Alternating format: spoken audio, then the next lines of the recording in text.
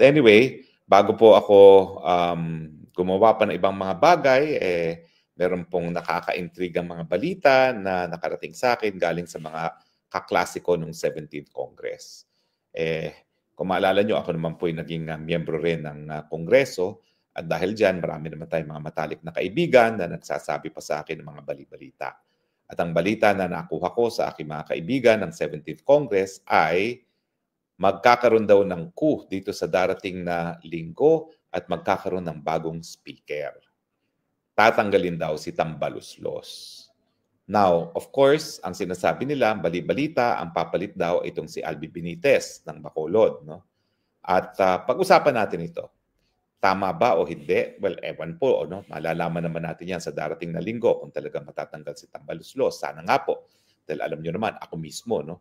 Ang talagang nag-iit sa akin ay ang si Tambaluslos, ang Huwad Committee, si Lisa Araneta Marcos, no? Na alam ko naman na merong basbas din ni Bongbong Marcos Jr., no? Pero ang talagang tumiris sa akin ay walang kaduda-duda kundi ito si Tambaluslos, no?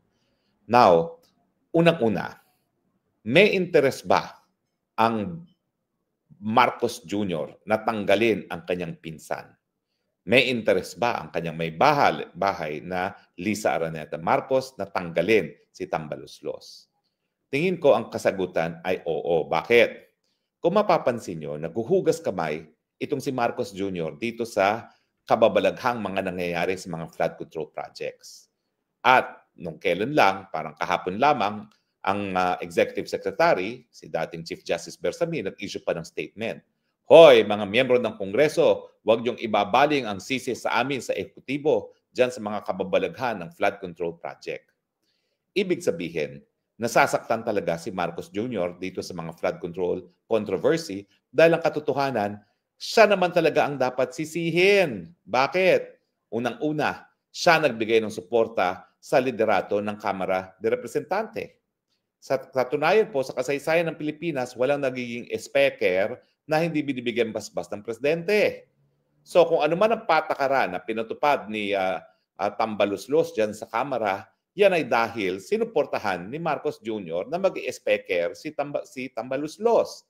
Pangalawa, yung mga maanumalyang proyekto na naipasok sa National Expenditure Program, ang nag-propose niyan si Marcos Jr. Kung dumaan yan sa proseso, kahit papano, merong pag-aaral kung kinakailangan nga ba yung proyekto na yan, pero ang katunayan po niyan ay nanggaling pa rin sa Malacanang ang programa. Pero kung ang mga maanumalyang proyekto naman ay insertion na binago ng mga mambabatas, yan naman po'y mangyayari lamang kung merong basbas na speaker at merong basbas ng Committee on Appropriations Chair na si Zaldico na ngayon po ay di umano'y nagpapagabot sa Amerika. Pero sabi ni Congressman Garbin, hindi raw nagtatago. Ayaw lang magpakita. Kayo naman, iba yung ayaw magpakita sa nagtatago. So ngayon, the buck stops with the President. Pero ano ngayon ang asta ni Presidente Marcos Jr.? Abay, may paiyak-iyak pa na bakit daw ganyan ang ginagawa sa taong bayan, nilunustay ang pera ng taong bayan. Wika nga ni Maharlika, Julul, sinong lulukuin mo? Julul, ikaw, alam na alam mo na kung yung mga maanumalyang proyekto gaya dyan sa Wawa Builder sa Bulacan na insertion, kung ikaw talaga ay seryoso na labanan ng korupsyon, dapat ibinito mo yung line item para dyan sa Wawa Construction na yan sa Bulacan na kinagagalit mo pa.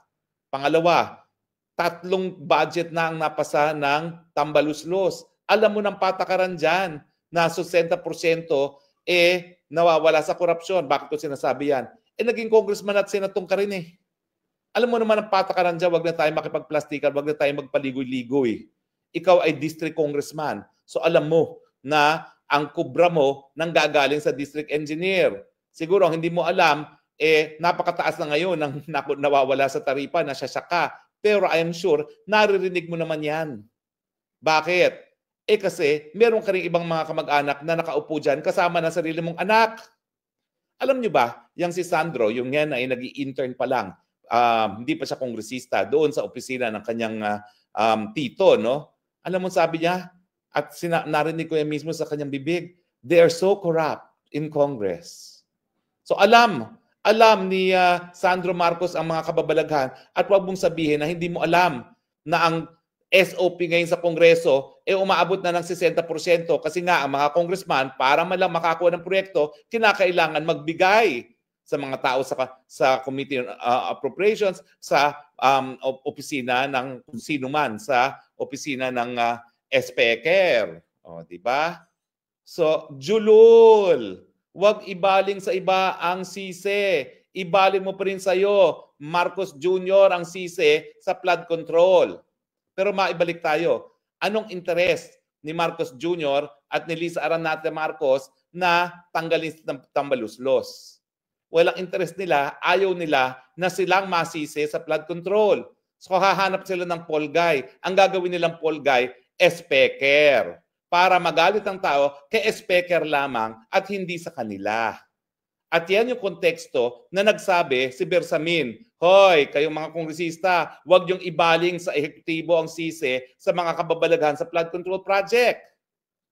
So kung ganitong interes ni Marcos Jr., na talagang ayaw niyang mapasipa sa pwesto dahil alam niyang galit na ang tao dahil dito sa flood control na iskandalo, natural, para maibsan ang galit ng taong bayan, ibabaling mo ang sisi sa iba at in this instance, ibabaling mo ang sisi kay SPECER Tambaluslos. Pero make no mistake about it, hindi naman magagawa ni Tambaluslos yung mga kabalustugan nito kung hindi siya kampante na susuportahan siya ng Marcos Jr. At bakit naman alam ni Tambaluslos na susuportahan siya ni Marcos Jr.? Kasi nga, kinakailangan nila yung loyalty. Kinakailangan nila yung pirma ng mga congressman para mapa-impeach si Inday Sara Duterte. O di ba? Dahil binusog nila ang mga congressman ng 3 taon, hindi sila nagkaroon ng problema ng pagkalap ng mga signatures para suportahan ang impeachment ni Inday Sara na nabasura na ngayon ng Korte Suprema. Sa tingin nyo ba, yung mga Luistro, mga Alonto, Luistro, mga Adjong, mga sino pa yan? Mga yung chairman, Fernandez, mga Abante, tingin nyo ba magiging kasing bangis yan nung nakita natin sila sa WOD Committee kung hindi dahil kampante sila, na binusog na sila, kaya po pwede na silang maging matapat na aso para sa administrasyon. Di ba? Money talks. Kaya wag mong ibaling ang sisi. The buck stops with you, pero ngayon alam mo, napakalakas ng posibilidad na ma-people power ka na dahil nga sa balastugan at sawan-sawa na ang taong bayan. O ang katotohanan, may naninindigan na gaya ni Benji Magalong na nagsasabi, tama na, sobra na. Bakit naman hindi magtatama na, sobra na yan? Mayor ko yan sa Baguio City, nakita niya na talagang overpriced yung mga nets na ginagawa sa Cannon Road na wala namang silbi kasi palaging sarado pa rin ang Cannon Road. At na-shock siya na bilyon-bilyones pa lang ginamit dyan sa mga netting na yan, na mukha lang naman mga kulambo. Hindi ko alam bakit bilyones ang halaga. O, di ba? O, kaya posible po na ang nasa likod ng pagtatanggal kay Tambaluslos ay ang mag-asawang Marcos dahil nga binabaling nila ang sisi, gaya ng sinabi ng Executive Secretary, sa mga anomalyang mga flood control projects sa mga congressman at hindi sa kanilang mga sarili. So it makes sense. Ang akin lang, wag tayo magpalinlang ha. Mga Marcoses pa rin ang responsable dyan. Sila nagtalaga kay Tambaluslos na nais nilang tanggalin ngayon. Sila nagbigay basbas na gamitin ang kaban ng bayan para bilhin ang mga lagda ng mga congressman. Hindi ba sinabi niya ni Toby Tionco na talagang karamihan naman ng pumirma ng impeachment ay pakapalit na mga pagpondo, pondo na proyekto, pondo na ayuda na linalapa nila dahil sila ay mga corrupt.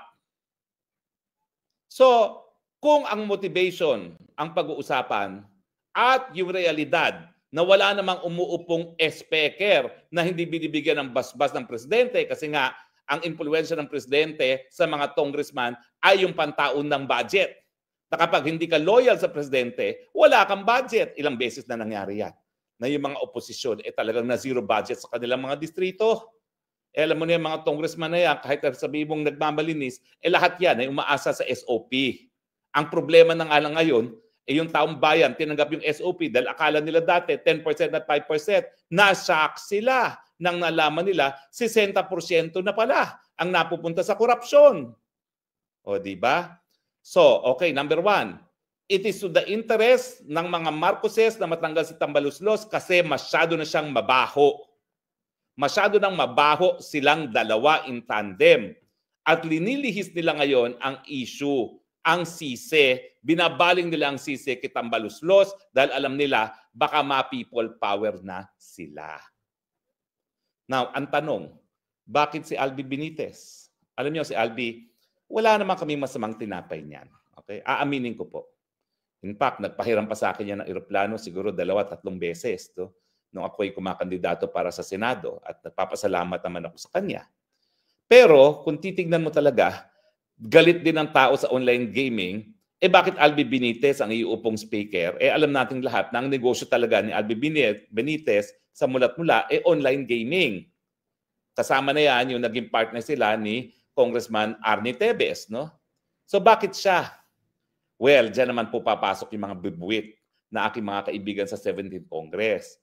Apparently po, talagang ang nagpatakbo sa kanya bilang kongresista muli at hindi mayor dahil siya ay parang 1 or 2 term pa lang as mayor of Bacolod City, ay si Lisa Araneta Marcos. Na ang mga Araneta ay meron po talagang ties sa Negros, dyan sa Bacolod, no? In fact, yung isang kongresista dyan medyo nagtampo sa mga Marcoses dahil ang inasahan nila na baka biglang tumakbo na kongresista si Lisa Araneta Marquez dun sa kanilang Marcos, dun sa kanilang distrito. Hindi naman nangyari, pero inasahan nila na baka magtangka ang Lisa Araneta Marcos at tumakbo doon. So bakit Albi Benitez? Dahil ang Albi Benitez naman medyo mabigat din dalhin dahil mainit din sa mata ng taong bayan ng online gaming. Lalong-lalo na ginagawa nilang issue itong missing sabongero. Well, yun nga daw. Ang dahilan kung bakit hindi na siya tumakbo muli bilang mayor ay sinabihan siya ni Lisa Araneta Marcos, iwan mo na muna ang Bacolod, gagawin kitang speaker. At kaya kahit anong baboy ang ginawa sa kanya ni Tambaluslos, linink siya doon sa isang illegal gambling activity, in-expose ang mga kwentong pribado tungkol sa kanyang pamilya para lang maudlot ang pagiging speaker, kampante siya na magdi-deliver ang Lisa Araneta Marcos sa kanyang pangako na magiging speaker siya. Ako, wala naman akong pakialam sa kung ano man ang sinong gustong maging speaker ni Marcos Jr. dahil kahit sino naman yan, magiging, naku, aso rin yan. Aso rin yan na masunurin kay Marcos Jr., no? Kahit sino pa yan. Pero kung ang pinag-uusapan ay kredibilidad at yung pagtitiwala ng taong bayan, mas bagay si Toby Tionco. Oo, dahil si Toby, pinakita niya yung pagiging independyente niya. Miski siya ay kamag-anak din ni Marcos Jr. dahil ang kanyang asawa ay kamiyembro rin ng Romualdez clan. Mas gugustuhin ko na si Toby kasi nga mas magugustuhan siya ng taong bayan. Pero alam mo naman sa politika, a promise is a promise. Kaya mukhang ang iupo si Albi Benitez. So anong inaasahan ng mga Marcos Jr.? Inaasahan ng mga Marcos Jr. ngayon at ang kanyang may bahay na kapag nawala si Tambaluslos, maiibsan ang galit ng taong bayan dahil dito sa mga maanumalyang mga flood control project. Sa tingin nyo ba, yung hindi pag-attend ni Zaldico ay labag sa kagustuhan ng mga Marcoses? Hindi. Baka mga Marcoses pa nga ang nagsabi, wag ka muna umuwi, palamigin mo muna. Dahil pag ikaw umuwi at ikaw ay sumagot, chances are, baka magkamali ka ng sagot at lumabas ang katotohanan na lahat yan ay ginawa mo para sila nga ay lumagda sa impeachment complaint laban kay Inday Sara Duterte. Di ba? Oh. So tingin ko yung hindi pag-uwi ni Zaldico at di umano dahil yan ay nagpapagamot sa Amerika ay dahil na rin yan ay advice ng mga Marcoses. Dahil less talk, less mistake. So wag ka na magpakita rito. At diyan ka na muna sa Amerika. Palamigin natin. At ang inaasahan nila, pag nawala na si Tambaluslos, lalamig ng bahagya. itong issue ng flood control. Well, tama ba sila o mali? Well, nasa inyo yan, taong bayan. Kung kayo'y magpabola at lumamig ang mga isipan, ang mga ulo, at maging dahilan na hindi na naman kayo lalabas sa lansangan para sabihin tama na, sobra na, gaya ng ginagawa ng mga Indonesians ngayon, gaya ng ginawa ng mga South Koreans, gaya ng ginawa ng mga Thais na ating mga kapatid sa mga karating na bansa, mananatili pa rin ang problema. Dahil ang problema talaga sa korupsyon, Marcos Jr., nasa genes na po nila yan. Talagang dugong magnanakaw ang angkan ng Marcos. At napakadami ng desisyon ng Korte Suprema, desisyon ng Swiss Court, at desisyon ng American Court na yan po ay katunayan, katotohanan, at hindi paratang lamang. Sige nga, Marcos Jr. ay yung pamilya, magnanakaw, sue me for cyber libel. Sue me. Papakita ko sa iyo yung mga Supreme Court decisions. Papakita ko sa iyo ang desisyon ng Swiss courts. Papakita ko sa iyo ang desisyon ng mga American Supreme Court. Magnanakaw ang mga Marcoses. Mamamatay tao ang mga Marcoses. Torturer sa mga Marcoses. Ang mga Marcoses responsable sa mga dukot. Sue me for libel. And I will prove it with court records. Kaya kayo, mga kababayan, huwag kayong lalamig ang ulo dahil tatanggalin lang si Tambaluslos. Yan ay dahil ayaw nila na ang galit ng taong bayan mabaling sa kanila. At dapat lamang na sa kanila mabaling ang galit natin dahil sila pa rin ang responsable sa korupsyon. Dahil nga binili nila ang mga boto para patalsikin si Inday Sara, at kung speaker lang ang papalitan, asahan ninyo, gagawin at gagawin pa rin nila yan dahil hindi nila papayagan na magkaroon ng tsansa ang VP Sara maging presidente sa 2028. Sisirain at sisirain nila, susubukin pa rin nilang patalsikin sa pwesto si Inday Sara Duterte. Kaya, wag na magbago mga isip, ipatuloy na ang init ng ulo, lumabas na sa lansangan at isigaw, tama na, sobra na, alis dyan Marcos. Angkan ng magnanakaw, angkan ng mamamatay tao, angkan ng mga nagdedesperasido, angkan ng mga torturer. Sue me and see you in court for everything I have just said, Marcos Jr. At siyempre, nandiyan pa rin ang katotohanan na as early as yung iyong pag-aaral sa Oxford na hindi ka naman natapos, nalathala na ikaw talaga ay gumagamit ng cocaine at tagabili pa ng kilo ng cocaine para sa iyo sarili at para sa iyong mga barkada. So hindi ka lang corrupt, hindi ka lang mamamatay tao, hindi ka lang torturer, ay ayun, meron pang lahat-halang kwento sa Rolling Stone na ikaw talaga ay bangag at sinabi rin ni Presidente Duterte na ikaw ay bangag, sinabi rin ni Inges Morales na meron siyang confidential agent na ikaw ay bangag, sinabi rin ni Cathy Binag na ikaw ay bangag. At dahil ayaw mong pasinungalingan yan sa pamamagitan ng hair follicle test, ayan po, yan siguro po ay prueba rin na ikaw talaga ay bangag. So, mga Pilipino, bakit pa tayo papayag na angkan na magnanakaw, mamamatay tao, torturer, desperasido, at bangag ang mamumuno sa ating bayan? Ang kailangan po natin, solusyon. At kapag yan, ang nakaupo, ang nakaluklok sa pinakmataas na pwesto, ay bangag, magnanakaw, etc., etc., wala na po tayong pag-asa makaahon sa ating mga problema. Magalit na kayo! Kayong tunay na soberenya, lumabas na kayo, tama ang ginagawa nyo na ginagamit yung internet, pero hindi po yan sapat. Ang real politics, hindi sila mababahala hanggang hindi nila makita yung dami ng mga taong nagagalit sa internet sa kalsada, sumisigaw, Marcos resign, Marcos resign, Marcos resign. Pero na po, para po sa ating mga sarili, para sa ating mga anak, para sa ating mga apo. Sama-sama na ba tayong lumabas sa lansangan at isigaw, Marcos resign, tama na, sobra na. Salamat po sa iyong pakikinig. Madami po tayo ngayong live audience, halos 3,000 po. At hanggang sa muli po natin pagkikita. Ito po inyong Spoksang Bayan, Harry Roque nagsasabi, I love you Philippines, you're the only country that I have, you're the only country that I will love. God bless the Philippines.